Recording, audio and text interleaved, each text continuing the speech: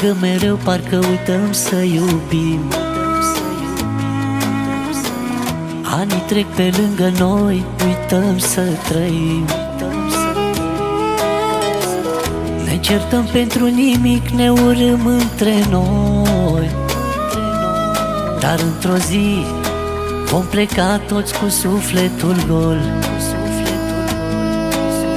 Viața trece, noi doar alergăm tăcuți. Ne dorim mai mult și uităm să fim fericiți. Ne urâm între noi, din frați devenim străini. Ne privim cu orgoi, iar în inimă-i venim.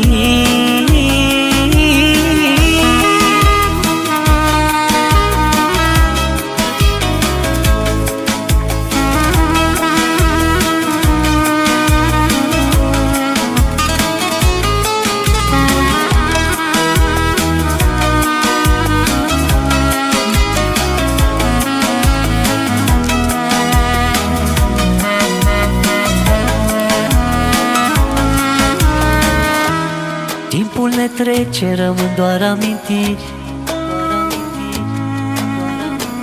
Zâmbetele dispar, iar sufletele spustii. Ne dorim iubire, dar ne e frică să o oferim. Și tot ce avem în suflet e doar durere și chin. Viața trece, noi doar alergăm tăcuți.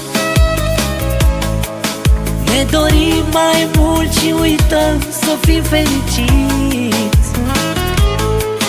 Ne urâm între noi, din frați devenim străini.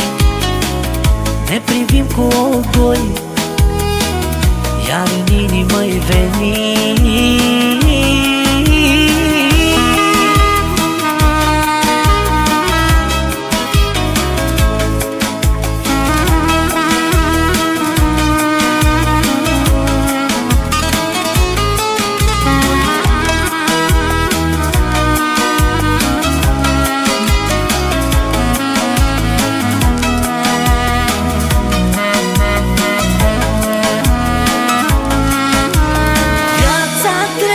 Noi doar alergăm tăcuți. Ne dorim mai mult și uităm să fim fericiți. Ne urâm între noi, din frați devenim străini.